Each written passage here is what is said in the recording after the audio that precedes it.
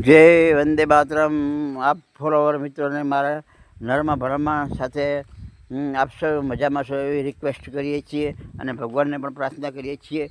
મિત્રો, આ રેતી વિશે જણાવું તો આ રીતે અમે ડીસાની રેતી છે પ્લાસ્ટર માટે અને ચણતર માટે લાવી હતી.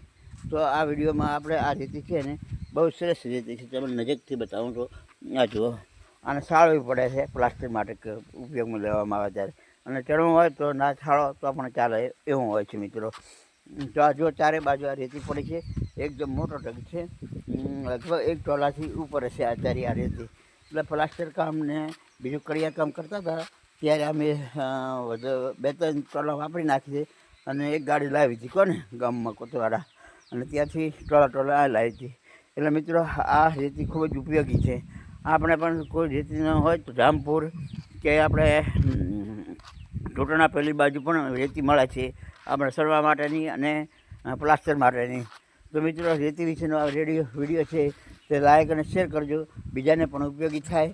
અને એ પણ રેતી શુદ્ધ હોય તો ડીસા અથવા જામપુરની રેતી એ બધું મળી રહેશે ત્યાં આગળ, અને ત્યાં ભરી પણ આપે છે અને સૌને કંઈક ફી હોય ફી આપવી પડે છે. બાકી તો પૈસાથી તો બધું મળી જ રહે છે. તો મિત્રો, આ વિડીયો આપ શેર કરજો, લાઈક કરજો, કમેન્ટ કરજો. જય વંદે માતરમ, જય જવાન, જય કિસાન મિત્રો.